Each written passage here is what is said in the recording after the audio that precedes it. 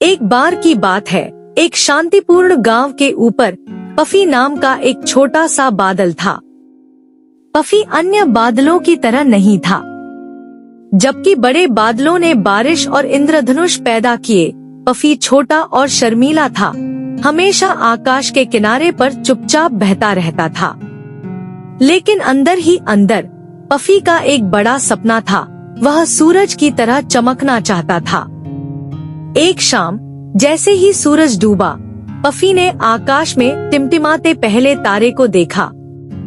उसने अपनी फूली हुई आंखें बंद कर ली और फुसफुसाया, काश मैं भी तुम्हारी तरह चमक पाता। अचानक तारा तेज चमक उठा और एक धीमी आवाज गूंज उठी, चमकने के लिए आपको वह चीज ढूंढनी होगी जो आपको विशेष बनाती है। पफी को पहले तो समझ नहीं आया। उसने बारिश नहीं कराई। वह अन्य बादलों की तरह बड़ा नहीं था। मुझे क्या खास बना सकता है?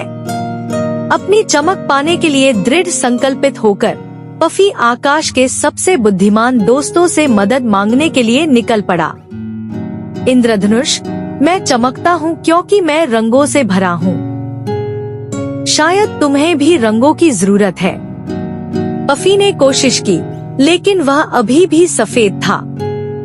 सूरज, मैं चमकता हूँ क्योंकि मैं साहसी और उज्जवल हूँ। शायद तुम्हें बड़ा बनने की जरूरत है। पफी ने जितना हो सके उतना फूला हुआ था, लेकिन वह अधिक फूला हुआ लग रहा था, चमकदार नहीं। रेन क्लाउड्स, जब हम पौधों को बढ़ने में मदद करते हैं तो हम चमकते हैं। शायद आपको बारिश की जरूरत है।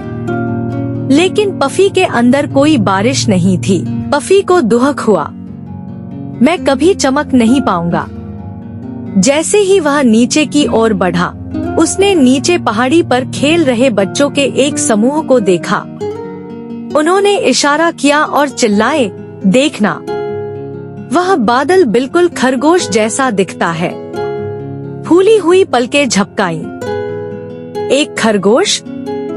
उसने धीरे से अपना आकार बदला। अचानक उसने सुना, अब यह एक दिल है, अब एक ड्रैगन।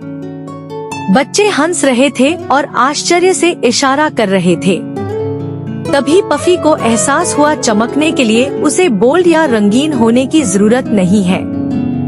वह विशेष था क्योंकि उसने आकाश में अपनी आकृतियों से लोगों को मुस्कुराया।